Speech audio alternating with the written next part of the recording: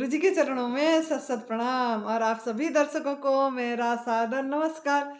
मैं साधी आनंदी माँ दिव्याशीष आश्रम सुंदर नगर मंडी डिस्ट्रिक्ट हिमाचल प्रदेश में निवास करती हूँ। मेरा फ़ोन नंबर है 8219172304 8219172304। सुरेश भट्टा का फ़ोन नंबर है 9729018002 9729018002। तो आज का वीडियो का टॉपिक क्या है? ये है मेरा आज वीडियो का टॉपिक। आप महाशिवरात्रि 18 फरवरी 2023 में आ रही है, तो एनडीएस में महाशिवरात्रि को कैसे पालन करें, कैसे मनाएं, कैसे सेलिब्रेट करें उसको।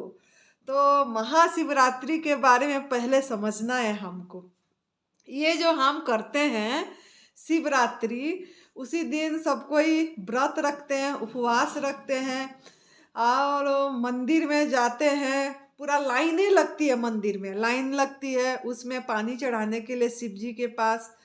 और उसमें बाकी फूल चढ़ाते हैं, अरक का फूल चढ़ाते हैं, धोतरा का फूल चढ़ाते हैं और दूध और दही ये सब पंचामृत चढ़ाते हैं। बाकी जागरण करते हैं, तप करते हैं, जागरण करते हैं, पूरी रात जगते हैं। चार पहर पूजा होती है, शिव भगवान जी का 4 पहर की पूजा होती है। और बाकी हम मतलब ज़्यादा से ज़्यादा कोई कोई लोग बोलते हैं शिव भगवान भंग पीते थे, तो भंग भी पीते हैं। तो ये सब चीज़ जो करते हैं, जो शिव भगवान जी का एक दिन हम पूजा करें और हम मतलब उपवास भी रखें, लेकिन उपवास भी सही ढंग से भी नहीं रखते हैं। मतलब उसमें व्रत का चीज़ भी भोजन करते हैं, प्रसाद पाते हैं। तो ये सब चीज़ें हमको अभी एनडीएस में, जब हम एनडीएस का साधक बन गए, एनडीएस में हमको कैसे करना चाहिए, शिवरात्रि का पहले अर्थ समझना है हमको। तो ये जो शिवरात्रि, शिवरात्रि का अर्थ क्या है? रात्रि बोल कर क्यों बोला जाता है ना? रात्रि में जैसे हम रात्रि में सो जाते हैं, हम वो रात्रि को सोने के बाद हमारा क्या होता है ना, आत्मा और परमात्मा का मिलन होती है। जब हम खुद को भी भूल जाते हैं, हमारा शरीर का भी पता नहीं लगता। सुसुप्ति में जब सो जाते हैं तब हमको वो चीज़ का पता नहीं लगता कि हम कौन हैं, कहाँ पे सोए हैं, कौन सा स्थान पे सोए हैं, बेड पे सोए हैं, कुछ चीज़ का पता नहीं लगता। लेकिन एक आनंद का अनुभव करके उठते हैं, जागते हैं और उसी ऊर्जा, उसी शक्ति के बल से फिर पूरी दिन हम काम करते हैं। तो ये जो शिवरात्रि में क्या बोलते हैं ना, हमारा महाशिवरात्रि के दिन में ऐसे कथा होती है कि शिव भगवान जी और माँ पार्वती की शादी हुई थी। और उसी दिन शिव भगवान जी ने, पुराणों में आता है कि उन्होंने विष हलाल जो समुद्र मंथन में जो विष निकला था, उसको उन्होंने पान करके अपने कंठ में रखे थे। तो ये सब चीज़ आती है, ये कथा है। लेकिन हमको ये समझना है, जो मैं बात समझाई कि रात को सोते समय जो आनंद आया, वो आनंद के बल से हम सब कुछ पूरी दिन करते हैं। तो वो आनंद स्थायी होना चाहिए है। हम भूल जाते हैं वो आनंद को और वो फिर हम विचलित हो जाते हैं। तो वो स्थायी आनंद कैसे हमको प्राप्त हो, हर समय की आनंद, हर समय की तृप्ति, हर समय की मस्ती, ये कैसे छाए? शिवरात्रि में एक दिन जागरण कर दे, एक दिन व्रत कर ले, फिर जैसे कि तैसे हो गए। तो हमारे बोलने का मतलब है, तो शिवरात्रि के दिन अच्छा दिन है। उस दिन हमको संकल्प करना चाहिए, प्रतिज्ञा करना चाहिए कि हम कुछ अच्छा, हमारा जीवन में परिवर्तन आए। तो इसके लिए हम यही बोलेंगे, पहले हमको समझना है चीज़ को कि हम जो शिव भगवान जी के ऊपर जो कलश रखते हैं, कलश में पानी डालते हैं, बूंद बूंद पानी शिवलिंग में पड़ता है। इसका अर्थ क्या है? इसका अर्थ ये है कि हमारा ये जो बुद्धि रूपी हमारा कलश है, उसके अंदर ज्ञान रूपी, असली ज्ञान रूपी मतलब पानी डलती है और वो बूंद बूंद हमारा ये में आती है, अंदर अंदर को वो मतलब आत्मा में आती है। लेकिन हम उसको क्या करते हैं, क्या हम उसको सुनते नहीं है, वो बात को, उस बात पे हम निगाह नहीं करते हैं। तो हमको ये करना है कि वो ज्ञान को हमको मतलब उसी दिन संकल्प करना है, जो हमको ज्ञान मिलता है वो ज्ञान को हम किस तरह हमारा जीवन में उतरे। तो इसी के लिए हमको उसी दिन प्रतिज्ञा करना है, अच्छे दिन में संकल्प करना है।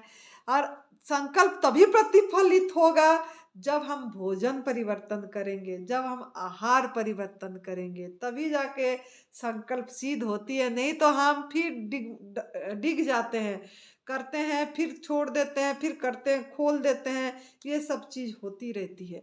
तो इसके लिए हमको ये ध्यान देना है, पहले समझना है सब चीज को। ये जो जागरण करते हैं, ये जागरण जो होती है, पूरी रात जागते हैं, पूजा भी होती है, लेकिन जागना किस चीज से है? हमको हमको जागना है हमारा अज्ञानता से, हमारा अज्ञानता रूपी नींद से जागना है हमको।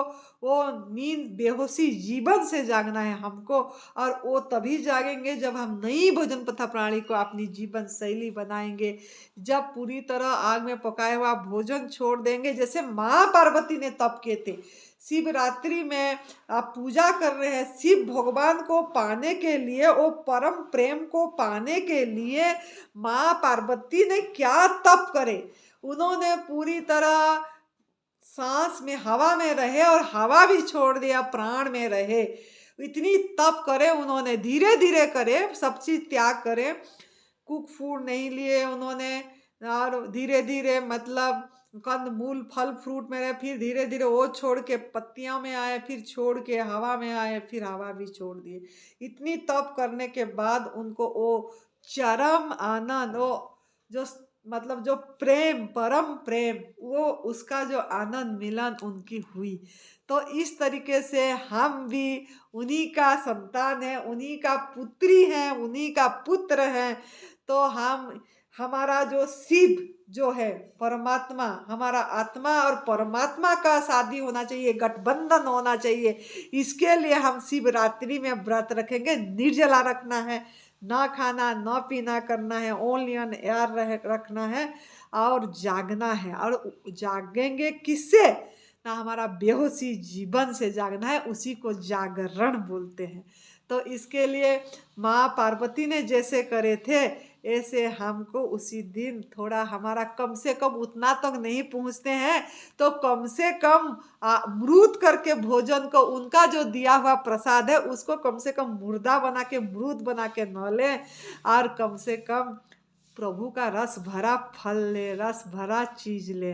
तो जिस दिन हम मतलब जो शिव भगवान जी को आपने जो दूध चढ़ाते हैं, जो दही चढ़ाते हैं, ये सब क्या है?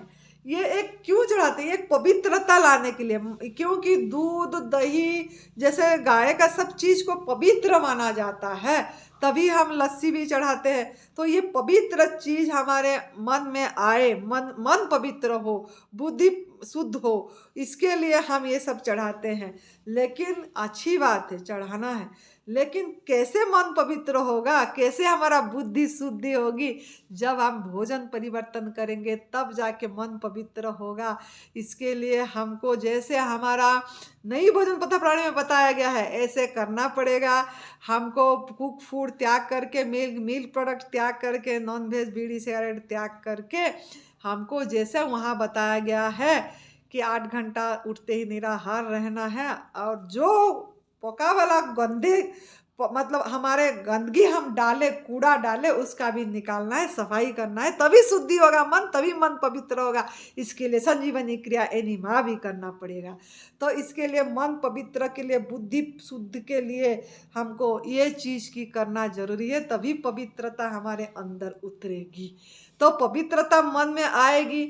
लेकिन फिर हम जो अर्घ चढ़ाते हैं, फूल चढ़ाते हैं, ये धुतरा चढ़ाते हैं, सब जहरीला फूल चढ़ाते हैं शिव भगवान जी को। इतना सुगंधित फूल हो के भी हम नहीं चढ़ाते हैं। क्यों चढ़ाते हैं वो भी जानना चाहिए। इसलिए कि जो चढ़ाते हैं हमारे ये हम उसी समय जो चढ़ा रहे हैं वो सोचना चाहिए हम जो हमारे अंदर जो तामसिक गुण आ गया, ये पका पका के तल के भून के सब चीज, मैदे की चीज, जंक फूड खा के जो पका पका के हम भोजन करें, जो पिज्ज़ा बर्गर वगैरह लेके जैसे, तो वो सब चीज़ें मतलब लेके हमारा बुद्धि स्थूल हो गई है। तो बुद्धि को सूक्ष्म करना है और हमको इसके लिए क्या करना पड़ेगा, तो इसके लिए जैसे इस चीज से मतलब जो हमने गलत भोजन के कारण हमारा अंदर अपवित्र हो गया, निर्मल नहीं हुआ हमारा मन, तो उसके लिए हमको ज़्यादा से ज़्यादा हमारा आहार को शुद्ध करना है।